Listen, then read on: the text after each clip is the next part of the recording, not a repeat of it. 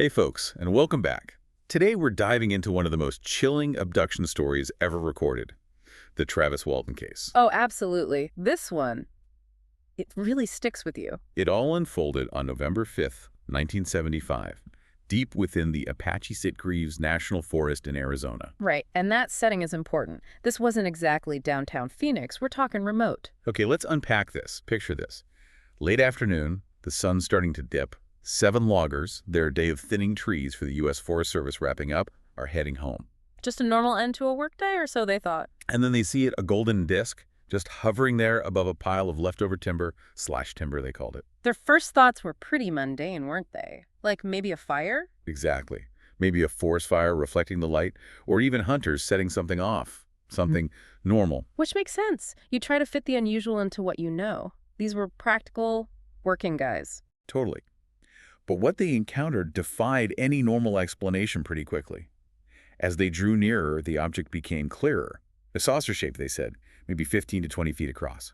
Something like that. Yeah, about 15, 20 feet in diameter, and maybe 8, 10 feet thick, and that glow. Right, emitting this soft golden light that bathed the clearing in an eerie glow. Definitely not a campfire. And multiple guys seeing the same thing, describing it in very similar ways. That consistency is key early on. And here's where things take a truly bizarre turn.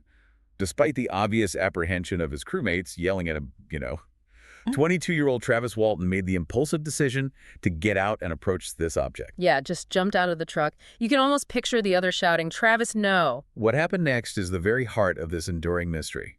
The others recounted seeing a blue-green beam of light suddenly shoot out and strike Travis. And it wasn't just a flash. They said it physically hit him, through him. Yeah, lifted him several feet into the air, back through the air, and he appeared to be instantly unconscious, just dropped. That moment. That's the point of no return, really. It goes from seeing something weird to direct, physical interaction, dangerous interaction. Oh, yeah. Imagine the sheer panic that must have gripped the rest of the crew. They see their friend zapped, thrown. What do you do? I mean, pure terror. In a split-second decision fueled by fear, they hit the gas. They drove away. Which sounds bad, but you have to imagine the shock. Absolutely. Yeah. But their terror, or maybe guilt, whatever it was short-lived. They quickly turned back, maybe minutes later. Only to find nothing. Travis gone. The golden disc vanished. And here's a detail that always gets me. Yeah. Absolutely no physical evidence. Right. No sign of struggle, no footprints leading away, not even a trace of blood where he fell. It was as if he'd simply been erased. And that lack of any trace evidence, that's fuel for the skeptics, definitely. Usually something's left behind. Understandably, the local authorities, Sheriff Marlon Gillespie, were initially deeply skeptical. I mean, wouldn't you be? Of course. 7 guys roll in saying their friend was taken by a UFO. It sounds outlandish. But they did launch a search party. Travis's mother and his brother, Dwayne, were also immediately involved. Now, Dwayne's initial reaction, that struck people as odd, right? Yeah, very unusual. He seemed to insist that Travis was not even missing, almost like he knew something. And the mother, initially quite calm, apparently, later even asked them to stop the search. Yeah, which, seems counterintuitive if your son is genuinely missing after such a bizarre event. Exactly. Those reactions from close family members became big points for people saying, hang on, something's not right here. They just didn't fit the expected pattern. And then the story just, boom, exploded. Almost overnight, the small, quiet town of Snowflake became the center of this huge media storm. Suddenly, you've got reporters from all over the U.S., the U.K., Canada, descending on this little Arizona town. Must have been chaos, turning their peaceful community upside down, all chasing this incredible tale. And that media frenzy itself adds another layer, doesn't it? Pressure on the witnesses, shaping the narrative, maybe. For sure. So let's focus on the witnesses. We have 6 other men who were direct witnesses to this initial encounter. That's a significant number. It is. Not just one person's potentially shaky account, a whole crew. And these weren't individuals known for making up wild stories. Working-class loggers, small religious community. Pretty grounded individuals, by all accounts. What's particularly notable is that very soon after this terrifying event, all 6 of them underwent polygraph examinations, lie detector tests. And the results? Reportedly, they all passed, affirming their account of seeing this object, seeing Travis get hit by the beam. Now, polygraphs, They aren't perfect science, we know that. Their reliability is definitely debated. Oh, absolutely. But passing them shortly after the event, Hmm. it adds weight, doesn't it? It does. And crucially, they have maintained this story consistently for, what is it now? Nearly 5 decades. Almost 50 years, Mhm. despite intense public scrutiny and, let's be honest, a considerable amount of ridicule. Sticking to that same core story for so long, under that kind of pressure without any real gain, that's compelling for believers. It's hard to dismiss outright. Naturally, skeptics often point to the crew's decision to leave Travis behind.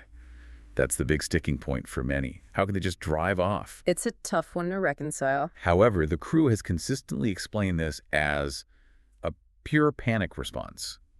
They genuinely believe they had just witnessed their friend being killed, or at least horrifically injured, by this thing. Primal fear. Fight or flight. And they chose flight. In extreme trauma, people don't always act rationally or heroically. Eyewitness memory and stress is tricky too. Okay, so what about Travis? Let's delve into those 5 days that he was missing. When he finally reappeared, he had quite a story. His recollection of what happened after the beam of light. He remembered regaining consciousness, not outside, but inside somewhere. In a room with a low ceiling, lying on some sort of table. And the lighting? Bright, he said, yet diffused, not like direct lamps. And importantly, he was experiencing pain, like real physical pain. Okay, so waking up hurt, on a table, strange room. This is starting to sound like classic abduction narrative elements. Absolutely. And then the beings.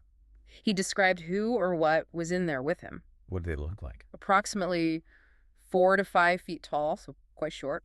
Bald, with these distinctly dome-shaped heads. The Greys archetype comes to mind, but maybe slightly different. Sort of. The eyes were extraordinarily large, dark brown. But he noted their unusual eyelids blinking like pull-down window shades. That's a very specific detail. Wow, yeah, that's unique, like pull-down shades, not something you'd likely just invent. He also recalled tiny mouths, ears, and noses, and their skin was very pale, almost marshmallow white, as he put it. These descriptions are so vivid. The dome heads, huge eyes, white skin, those weird eyelids. It's become iconic imagery for this case. Understandably, waking up like this, surrounded by these beings and being in pain, Travis said he reacted with fear and aggression, pure shock. Makes sense, you'd lash out. He did. He even struck one of the beings and found it was surprisingly light in weight, like easily pushed away. That's interesting, too. Many abduction accounts mention paralysis, but he fought back. Yeah, so after that struggle, his next memory is waking up somewhere else entirely. Back on Earth. Yeah, disoriented and cold on the side of a road near Heber, which is miles from the abduction site. And did he see the craft again? Briefly. He reported seeing the object again as it rapidly shot up into the sky and disappeared. And the time. Did he know how long he'd been gone? That's the thing. He believed only a few hours had passed. He was completely unaware that 5 full days had gone by. Classic missing time. A hallmark of these kinds of accounts. That gap in awareness is just profound. Okay, so Travis is back. He has this incredible story. But then enter the skeptics. And a big one was Philip J. Klass. Ah, yes. Klass, a major figure in UFO debunking for decades. Very persistent, very vocal. He was absolutely convinced the whole thing was an elaborate hoax, and he wasn't shy about saying why. His critiques really shaped the skeptical view of this case for a long time. Klass put forward several theories, potential motives for a hoax. He pointed out the Walton family might have had a prior interest in UFOs, which could suggest suggestibility or motive. Okay, so maybe they were primed to interpret something strange this way. Possibly. He also highlighted the timing. The incident happened suspiciously close to a deadline for their logging contract. They were behind schedule. Ah, the contract angle. So the theory is That failing the contract could mean financial penalties.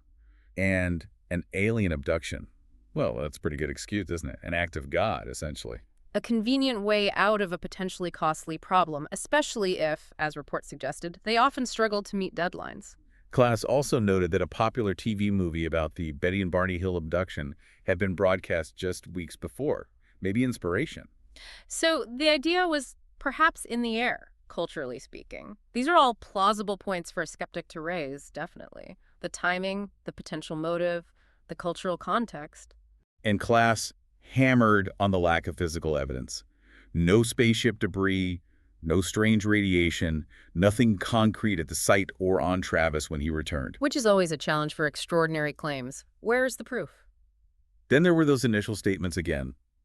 Dwayne, Travis's brother, sounding maybe a bit too calm, hinting Travis wasn't really missing. Right, that not even missing comment. And the mother's reported calmness, requesting the search be stopped. It all fed the narrative for skeptics that the family might have been in on it. Those seemingly off reactions are pieces of circumstantial evidence that skeptics point to as inconsistencies suggesting deception. But Travis, the crew, their supporters, they've strongly refuted all these claims for decades. What's their counterargument? Primarily the incredible consistency of the seven men's accounts, holding that complex story together for almost 50 years. It's a long time to keep a lie straight, especially among multiple people. Exactly. They argue it's just not credible that these individuals, described by some rather unflatteringly as extremely unimaginative and semi-literate, could orchestrate and maintain such a detailed, elaborate lie. The argument being they simply weren't sophisticated enough to pull off such a long-term deception. And crucially, where's the big payoff? They highlight that there was no significant financial windfall that would convincingly motivate such a huge, life-altering deception. They faced ridicule, not riches. That lack of a clear, substantial motive is a strong point. The consistency over time really challenges the hoax idea. Believing it's a hoax means believing in a remarkably successful, long-running conspiracy by ordinary guys. And those polygraph tests keep coming up. Multiple tests reportedly indicated the witnesses were being truthful when they said they saw something, a UFO. But again, the caveat about polygraph reliability always hangs there. They measure physiological responses, not objective truth. And it's worth noting, one crew member's initial test was actually deemed inconclusive. Not failed, but not clearly passed either. So, not a completely clean sweep on the polygraphs, adding a little ambiguity. Still, mostly passes, which bolsters the believer's case, even with the scientific debate around the tests. Then there's the National Enquirer angle. They got involved, didn't they? Oh yeah, they awarded Walton a $5,000 prize for the best UFO case of the year. Which, on one hand, probably helped fund some investigation or just helped Travis out personally. But on the other hand, being associated with a tabloid like the Enquirer, that really hurt the case's credibility in more serious scientific circles. Instant dismissal for many. Yeah, it tainted it for the mainstream. Yeah. And while that Betty and Barney Hill TV movie did air shortly before, supporters point out significant differences in the details. Right. Travis' description of the beings, the experience itself. It wasn't just a carbon copy of the Hill story. There were unique elements. Suggesting it wasn't simply mimicking that well-known case. Exactly. Now, there's even a movie based on this, 1993's Fire in the Sky. I remember that one. Pretty intense abduction sequence. Super intense. But Travis Walton himself has publicly stated that the movie is not an accurate representation of his experience, especially the part inside the craft. Ah, so dramatic license was taken. Not surprising for Hollywood. Oh, apparently quite a bit. Critics reviewing the film noted that it definitely seemed to lean in favor of believers, which makes sense, but some also called it a bit of a muddled-up mess overall. But those abduction scenes were praised, right, for their realism. Yeah, stunning, gut-wrenching realism was one description. But interestingly, if you look at online discussions like on Reddit, many viewers felt the film wasn't truthful to the core story and wished for something more accurate. So the film brought awareness, but maybe not accuracy, a common trade-off. Okay, shift gears a bit. Yeah. Years later, like 40 years after the event, some analysis was done on the site itself. Soil samples. Oh, that's interesting. What did they find? They reportedly showed higher concentrations of iron in the soil from the immediate site compared to control samples taken nearby. Higher iron. And the speculation was? That maybe it could be due to the influence of the UFO propulsion system, acting like a kind of powerful electromagnet that attracted iron particles in the soil. That's intriguing, but also highly speculative. Very speculative. It's crucial to note other factors could explain it: natural variations, maybe contamination over 40 years, even that forest fire they initially suspected. It's not definitive proof of anything alien. Absolutely. Correlation isn't causation. You'd need much more rigorous science to link elevated iron directly to a hypothetical UFO from decades prior. Still an odd data point. And get this, there was also analysis of tree rings from trees near the site. Okay, what did the trees supposedly show? They reportedly showed wider, more elliptical rings for about 15 years after the 1975 event. This suggests a period of unusually rapid growth. Rapid growth. Well, Why would that happen? well, the really weird part is that the widest part of these elliptical rings was apparently oriented towards the alleged location where the UFO hovered. Whoa, okay, that's specific, suggesting some kind of localized stimulus affecting growth. Potentially. But again, big caveats. Environmental factors, disease, logging activity itself, lots could influence tree growth. It's suggestive, maybe, but far from conclusive proof. Right. Fascinating anomalies, both the soil and the trees, but they remain just anomalies without a proven link back to the alleged event itself. Needs careful interpretation. Now, something often used in these cases is hypnosis to try and recover memories, like in the Betty and Barney Hill case, famously. Yes, hypnosis is frequently employed, but its reliability is, well, it's a major point of debate in psychology and psychiatry. Right. Dr. Simon, who worked with the Hills, ultimately concluded their abduction narrative under hypnosis was more likely a fantasy. Why did he think that? Partly because they seemed relatively calm describing the abduction details during hypnosis compared to their obvious terror when recalling just seeing the bright light without hypnosis. It didn't quite match up emotionally. That highlights a key concern. Hypnosis can create a state where fantasy and reality might blur. The subject is highly suggestible. And experts like Dr. Orn raise serious warnings about this. The potential for confabulation, where the brain unconsciously fills memory gaps with plausible but not necessarily true details. Yes, confabulation is a known phenomenon. And under hypnosis, it can be very hard to tell if someone is genuinely recalling an event or constructing a narrative based on suggestion or expectation. Dr. Ornan also stressed that there's a real lack of controlled scientific experiments to actually prove that regressive hypnosis can reliably determine truthfulness in UFO abduction claims. Exactly. The scientific consensus is that memories recovered solely under hypnosis should be treated with extreme caution. They aren't considered verifiable in the same way as conscious recall due to the high risk of contamination or outright fabrication, even if unintentional. So while hypnosis might uncover something, we can't be sure if that something is actual memory. Precisely. It's a tool, but a very problematic one in this context. Despite all the skepticism, the debates, the problematic evidence, the Travis Walton case has undeniably embedded itself in our culture. Oh, absolutely. It's one of the touchstone cases. It's been featured in countless documentaries, TV shows like Unsolved Mysteries, Paranormal Witness, Top Secret UFO Projects, Declassified. And that dedicated documentary in 2015, Travis, the true story of Travis Walton. Yeah. There's even, apparently, a folk song about it, and Saucer People trading cards from back in the day. It really captured the public imagination. Its endurance in pop culture says a lot about its power as a story. Whether you believe it or not, it's a compelling narrative about the unknown, about potential contact. It taps into something deep. And critically, after nearly 5 decades, the core narrative, as told by all 7 witnesses, well, the 6 who saw the initial event plus Travis's account, has remained remarkably consistent. That consistency, again, is the bedrock for those who believe. Holding a complex lie together that long among that many people, it seems improbable to many. This whole case really pushes you to think, doesn't it? About belief, skepticism, how memory works or doesn't work. Human psychology under pressure. It creates genuine cognitive dissonance. You're forced to choose between something truly extraordinary happening or an incredibly elaborate, long-lasting hoax by seemingly ordinary people. Neither explanation sits entirely comfortably. And, with all the increased attention on UAP reports these days from official sources, it kind of makes you wonder if historical cases like this deserve a fresh look, maybe. That's a fair point.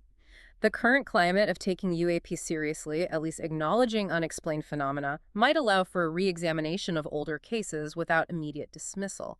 Applying new perspectives or analysis could be interesting. So, was it real or just an elaborate story? Either way, the mystery still lingers. It certainly does, one for the ages. Catch you in the next one.